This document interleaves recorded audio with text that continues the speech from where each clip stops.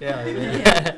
Let's get started with Safe Streets. Go ahead, introduce yourself and make a presentation. Good afternoon. My name is Christy Pankratz, and I am the Director of Safe Streets, which is a program of prevention and recovery services here in town. We are asking Shawnee County for a total amount of $24,000 for 2015. We are asking to restore 2013's level of $20,000 along with a $4,000 increase. And what that additional $14,000 will do is supplement additional projects for us, including more neighborhood watches, as well as initiating a youth leadership program, more Spanish-speaking services, and a training for realtors. Safe Streets is a community-wide collaboration which engages and educates neighborhoods in crime prevention initiatives to help our community be safer and healthier. Through our programs such as Neighborhood Watch, National Night Out, and the Safe Streets Coalition, we have seen impacts in our community for the better. Some of our Safe Streets Coalition initiatives out there include Lock It, Remove It, or Lose It, which you may have heard of. And those, along with the community, have helped lower property crime numbers over the past several years. And John will talk a little bit more about those here momentarily. But if you look at 2014 city crime statistics data, we have seen a $350 property crime drop from 2014 compared to 2013. And while we're not the total reason for it at all, we do play a part in that crime reduction. So we have seen successes, and what we do does matter to the community. We serve as a strong partner to law enforcement. We educate and empower neighborhoods and raise awareness on crime prevention tools and issues. Additionally, we are very excited to see some of these initiatives, such as National Night Out, take on a life of their own this year. We have almost 70 neighborhoods registered to participate this year. Last year we were at 52, and the year before that at 40. So we are just seeing this excitement about people wanting to get to know their neighbors. It's incredible this year, and we are so fortunate for the assistance and help that we've received regarding that. And I do have some t-shirts for all of you here that I will give to you momentarily. So basically, with the support of $24,000 from the county, Safe Streets will be able to continue funding salary costs for staff to perform these activities. Additionally, we also have the Safe Streets Coalition, which is guided by an advisory council, of which county and city officials serve. Brian Cole is actually on that advisory council, and he's here in support of us today too, so we greatly appreciate his role. And our goal at the coalition meetings are to educate our members on issues and services available and encourage them to take action and share information, and most importantly, get involved in their community. In 2014, we were cut to $10,000, which has affected the amount of time staff can devote to performing these services. And with more staff time, we would be able to reach more people in more neighborhoods. While we have tried to do our best at meeting needs within the budget, we do see a need for more services in all areas of the county. While we respond to all requests for watches, we know that not everyone who needs our help calls us. So we have about 120 neighborhood watches throughout the county. Of those, 70 are active. There are 50 that are inactive that we need to get in and help. And that's what additional funding would also go to help do. Additionally, over the past year, we have seen a need for more Hispanic services in the community. From neighborhood watches to a Safe Streets Coalition for Hispanics. Those are things that we would like to do and we have seen a need for over this past year. We are also looking at resurrecting a youth leadership program. Several years ago we had one of those, and due to funding cuts over the years, that's kind of dissipated. We do see a need to engage our youth and bring that back, and that's something we would very much like to do in 2015. We appreciate your consideration in continuing the funding of Safe Streets. We really appreciate your support. We believe we serve as an integral role in our community, bridging law enforcement and the public together to make for a better, safer tomorrow. John Kalbeck is the Executive Director of PARS, and he'd like to say a few words. I'm John Kalbeck, and I'm the Director of PARS, and I'm also a citizen who's a member of Safe Streets and values that work greatly. Christy has given a great summary of really what we want to do. I just want to make a few supportive comments, and you know, next year is going to be the 20th anniversary of Safe Streets. And a lot has happened during that time, and we plan to engage the community in the celebration of that fact next year. What I've done is just to ask 3 or 4 just basic questions of what somebody that was, you know, that we were asking to support our work might ask. First one is, does Safe Streets actually work in the county? Well, the answer to that is yes. I mean, in fact, the Rossville States Coalition in some ways has grown out, chose that name because of the Safe Streets. And we've been, you know, they have presented at the Safe Streets meetings here, and they are funding a part-time advisor now. So part of the growth of the Rossville Safe Streets comes from Topeka, Shawnee County Safe Streets. We're also working with the sheriff to find some other venues in the county. And also, our National Night Out work includes a lot of countywide neighborhood watches and so forth. Our Barrington National Night Out is one of the biggest neighborhoods that we have.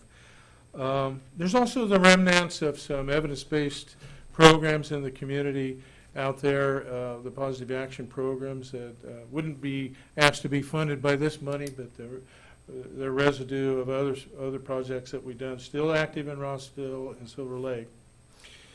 Does Safe Streets work with high-risk populations and address needs? Well, Topeka Housing Authority, we've done work with them at a couple of their sites this year with family programs. Antioch Life Center and the Freedom School are recipients of Safe Streets Ministries. And we also are working in cooperation with United Way in some of the schools in East Topeka. The Safe Streets mobilize the community. Well, Christy's kind of already addressed that. Safe Streets Coalition meetings every month do mobilize the community. National Night Out is becoming a nationally known program. Do we do culturally sensitive work? Well, we do have bilingual staff. We present programs bilingually and have information bilingually. We have the capability for interpretation. And Christy's already mentioned that we're just launching a project which internally we call Calle Seguras, which would be Spanish Safe Streets, that we're working with community members to develop. Do we work with other organizations? TPD, Shawnee County Sheriff's Office, Community Corrections, JJA, THA, United Way, KDADS, PARS, Faith Communities, and a number of others. Not to mention cumulatively over 100 NAs, NIAs, and neighborhood watches. The last thing I just want to say real briefly, and I actually have a handout from you, and some of it Christy's already given, is the last question I ask myself is Safe Streets involvement often correlated with successful projects? And the reason I did this is it's real hard to put an empirical value on what the benefit of the county to invest in us is. But I've made a little bit of an attempt here, so I can't tell you how much dollar for dollar you save. There's a couple reasons for that. First of all, the statistics just won't let me do it. Second of all, we're such a collaborative organization that who gets the credit when somebody doesn't commit a crime? Well, it's a lot of different people. But Safe Streets does tend to be associated with successful projects, and I've given you 3 examples. The first one is a handout which shows the east-west and cumulative crime data that has been developed, and Christy already mentioned that. Also gave you this handout, which is the color graphic, which shows what this is intended is to portray that beginning in 2010, when Safe Streets began to focus more on underage drinking, we saw a decrease in 30-day alcohol use by youth in Shawnee County, and we actually went from being above the state averages in that, to now for the last 3 years being below the state average. The third thing is, and this is just kind of something I wanted you to see, is this little chart on National Night Out. It's been going in full force since 2006. And you can see by this that the number of neighborhoods has continually grown. The participation has continually grown. And our national rank for cities our size cracked the top 10 in 2011. It's now 7, and we're hoping that it will be lower than that this year. So, and I don't say that to try to attach a dollar figure. I think it's just really hard to do.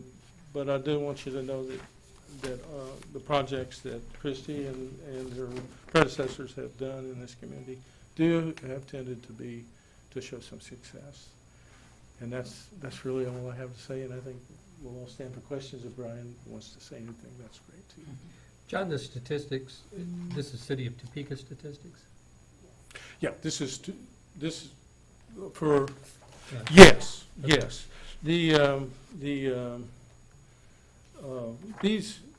The collection of data, the way it's done between the sheriff and Topeka, is such that these statistics represent only those county residents that are processed by the city, by the TPD. These are TPD Okay, statistics. so, They all are residents of Shawnee County.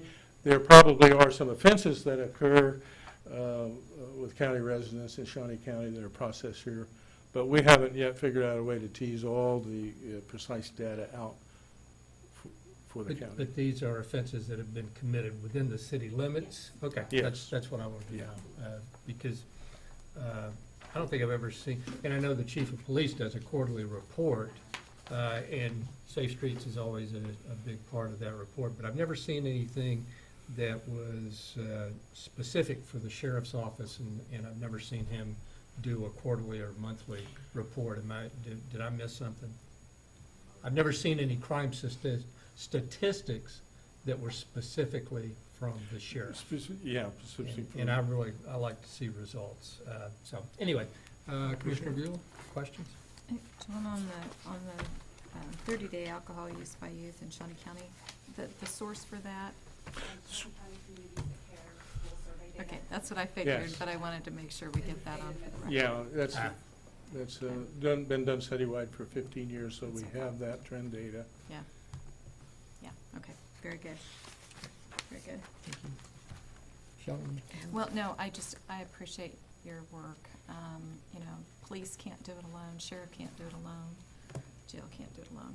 And this is system-wide. I think this is a real good mix of where volunteers can fit in and neighborhoods can do their part. So it's got some proven results, I think. And I'm glad to be a part of that. So thank you for all you do.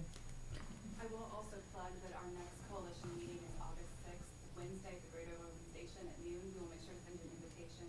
We will be also recognizing Chief Miller for his services there good. too. So if you are there and would like to say a few words, we'd love to have you. Great. Thank you. Commissioner Cook? The realtor program, Yes. what is that all about? And you don't need to come to the microphone. Well, we have had individual requests from different realtor companies about how to talk to their staff, new realtors and ones who've been around for a while, about safety measures, things that they can do to take precautions. And as we were delivering one of these presentations, we thought, there's a need for this in the county because people don't often know about the resources available and just simple things that you can do, like, hey, I'm meeting a client somewhere, maybe I should let somebody know.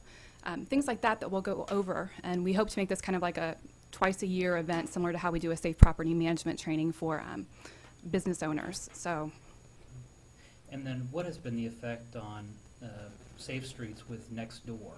The city has really pushed hard on implementation of Nextdoor so that neighbors talk to each other. we are seeing a lot of communities use that.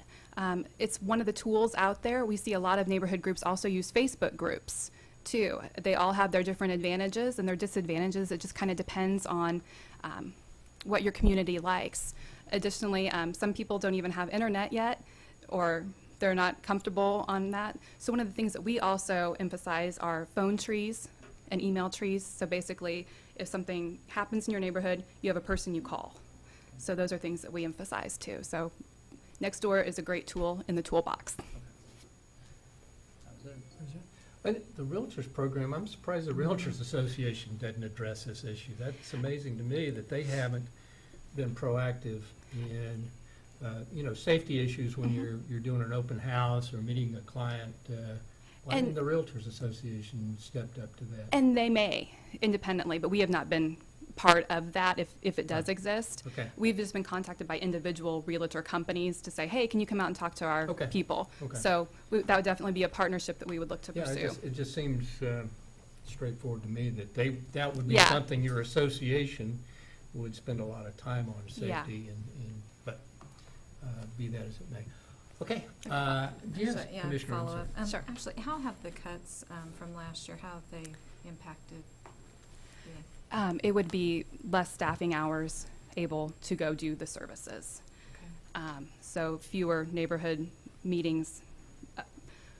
We work more than 40 hours a week as it is, so we would put in the time to try to get the work done. But we do see that we need additional hours to be able to get all the activities done. So that's, And how long has it been since you had the Youth Leadership Academy? it's been about, I want to say 2010, 2011. Okay. It's been quite a few years, but Yeah. still recent enough that it's in people's memory. Was it that name before? What was the name of it before? Young Citizens Academy, I believe, Okay, is what it. okay. Yeah, that's what I can remember. And Safe Streets Wichita, who David Fulton, who actually founded the Safe Yes, Streets, yeah. they have a youth leadership program over there that they're Mhm. doing. And we would kind of look to see if there's maybe some areas of that we could model here. They do about 6 different sessions and things Uh-huh. like that about community activism. So we would Right. definitely look to him to see how we could bring that in. Okay. And you get funding from the city. Yes, um, we are at 61,000 projected for 2015, 15. should the budget be approved as it was. Okay.